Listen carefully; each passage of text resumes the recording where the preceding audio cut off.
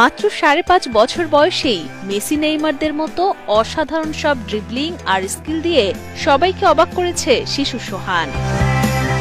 আমি দেখি নাই যে এরকম বল নিয়ে কেউ খেলাধুলা করে, আর ওর চাইতে বলের ওজন বা বলটা অনেক বড়, পুরোই একেবারে ব্যতিক্রম আর কি আমাদের মতলবের মধ্যে ছেলেটা। বাবার কাছ থেকেই ফুটবল খেলা শেখার হাতেখড়ি সোহানের।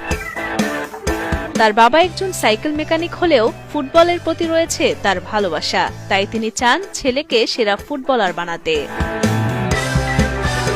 স্বপ্ন পূরণ করতে প্রতিদিন নিয়ম করে ভোরে আদরের সন্তানকে ফুটবল খেলার কৌশল শেখান তিনি।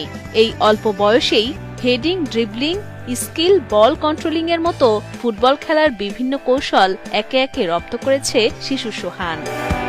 খেলাধুলা আমার ছেলেকে আমি নিজেই শিখি, এমনকি ওরা চাই বাংলাদেশের একদিন ভালো ফুটবলার, বাংলাদেশের যাতে নাম হয়। আমি খাই বা না খাই ওর কামে, ঠিক আছে, কিন্তু আমার বাংলাদেশের যাতে নাম হয় এই আশা করি আমি খেলা শিখি। আর আমি চাই আমার ছেলে বাংলাদেশের দেশের হইয়া ভালো কিছু করুক, কাঁপানুক, এমনকি বিশ্বের মঞ্চে গিয়ে ভালো কিছু করুক। চাঁদপুরের মতলব উত্তর উপজেলার ৫.৫ গ্রামে ছোট্ট একটি টিনশেড ঘরে বাবা মায়ের সাথে থাকে সোহান।